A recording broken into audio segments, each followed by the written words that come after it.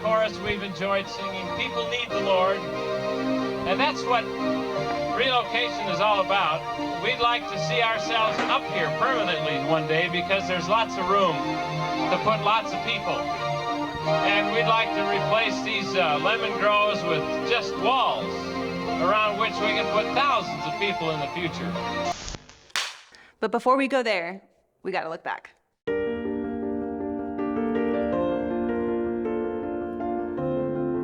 It all started back in 1892. 9 people gathered with a God-sized vision to reach Western Riverside County for Christ. And back then, there were less than 1,400 people living in this immediate area. And Crossroads was originally named First Christian Church of South Riverside. So in 1 year, they were able to call their first full-time senior pastor, Reverend H. Elliott Ward. And a year after that, they moved to 9th and Victoria in Corona. And growth continued to move them into different meeting places all around the city. So from 9th and Victoria, they moved to 9th and Main. And in 1930, they held evangelistic services for 2 weeks in the park and surged in attendance. Then Howard Stansberry became senior pastor. Yeah, Howard was a wonderful pastor. Just loved him dearly. I just remember walking up by myself up to the front, and he took both of my hands, and like I was the only person in the world. And he was just really a super pastor. After Howard Stansberry, Ted Smith became senior pastor and had the gutsy faith to purchase a citrus grove on the corner of Rancho and Main, where eventually Tim Coop would become senior pastor.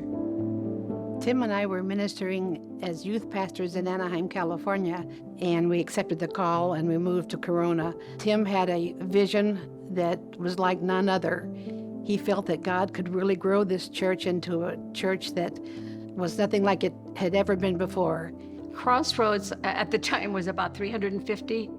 It was friendly, and to be very honest, it's not that different. And one of the things Tim Coop always said, and probably others, but I remember him saying, the bigger we get, the smaller we get. Life at Crossroads during that time was family, total family. And I remember Tim sharing with us, I'll give you Timisms, okay? Because he lived out these quotes and stuff that he would say. He would say, be a grace dispenser. If you get in my way, you get loved. Crossroads had poured into us and helped us launch our career in youth ministry. Tim mentored me and Pam together as a couple. And we were at a church called Mount Avenue Christian Church. The church was booming, growing. We were in revival. And Tim called me and said, we really want you to come back to Crossroads. I couldn't believe it. Yeah. Could you? No, I couldn't. And I didn't want to go because it was our family too. But then our family was calling, needing us.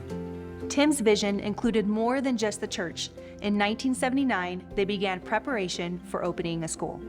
I'm Roger Harris, and I came to the church on September 1st, 1976. But my first Sunday here, this was kind of typical of Tim. A lady came up to me and says, when are you starting a school? I said, what are you talking about? Oh yeah, they've been talking about a school here for years. I said, really? So Monday morning I go into Tim and I said, Tim, I went through 2 days of interviews and the school, oh yeah, didn't we mention that? Oh yeah. And we opened in 79 and it always has amazed me. It has grown beyond faster and quicker than I ever imagined. There's so many miracles of that period to get land. We prayed as a church. We prayed, Tim and I together, the elders prayed, and they found this property, and they were able to buy it, purchase it, and pay it off. It was completely debt-free before Tim and I left here. And we knew that once the church moved to this property, it was just going to burst wide open. Everybody loved Pastor Tim Coop, and so we were kind of sad when he was called, because he was called to another church in Tucson. We had been here almost 22 years, and the church in Tucson, Arizona had called Tim 3 times to be their pastor.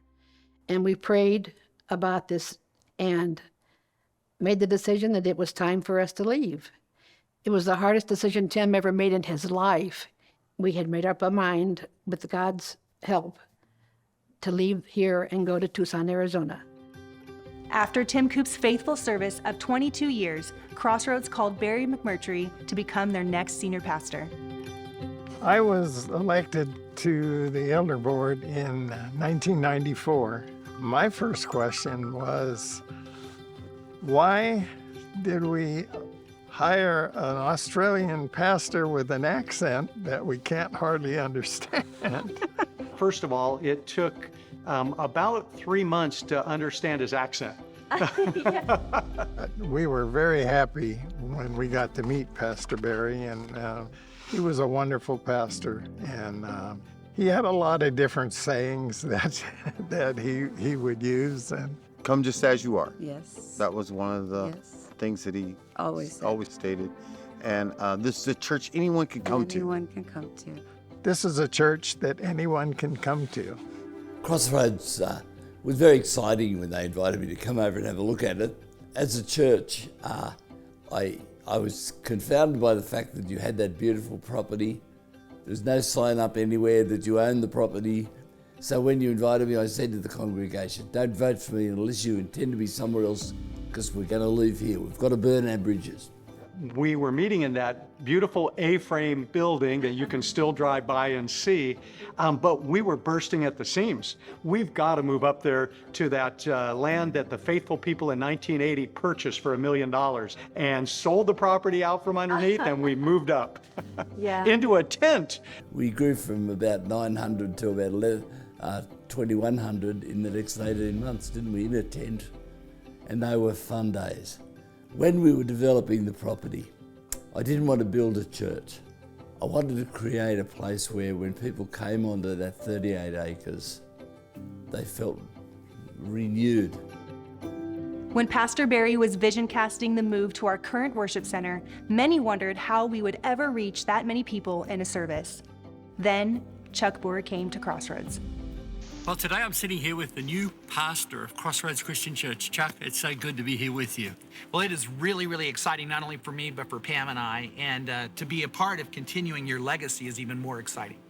I remember telling Pam my dream would be to be the senior pastor of Crossroads one day. And we never thought it would happen, really. I just wanted to be Tim Coop. I wanted to do what Tim got to do. And so I think we just felt like God so honored us to be able to come to our home church and to be able to be with such a great, great family. Yes. What were his thoughts about Chuck leading here? Oh, he was thrilled. He knew that he had the capacity to do what he had hoped to do. He's always loved Chuck and Pam, and he knew that Chuck would love this church like he loved this church. That was the beginning of a revival at Crossroads. Young adults flocked to Generate, a midweek worship service passionate about reaching and empowering the next generation for Jesus. Then, 24/7, the call for complete obedience to God in every area of life. I think I'd have to choose one thing. I would choose the very first mass baptism service. Oh my gosh. Because back then, no one knew what would happen. No one knew what would occur.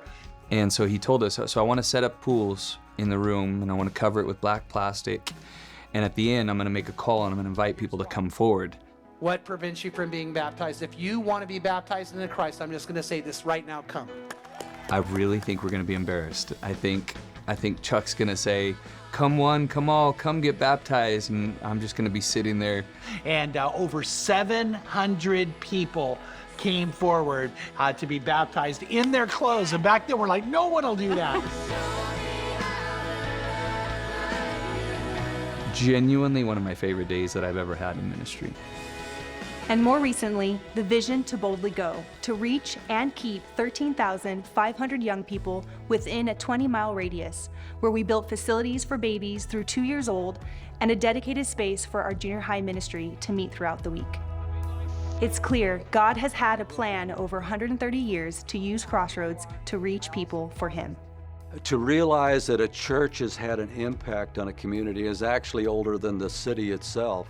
and to know that people have been sharing the Gospels literally for generations, for over 100 years, is really a phenomenal. It doesn't feel to me to be 100 years old.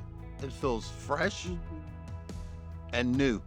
I've been part of the church for 1/3 of its existence, 42 years, and it's both a privilege, but also a responsibility. Absolutely. I would say the same thing. It is a privilege knowing that there are those that have gone before us on whose shoulders we are building. God has said, "This is my bride," that He is continuing to move us forward. It really is a privilege.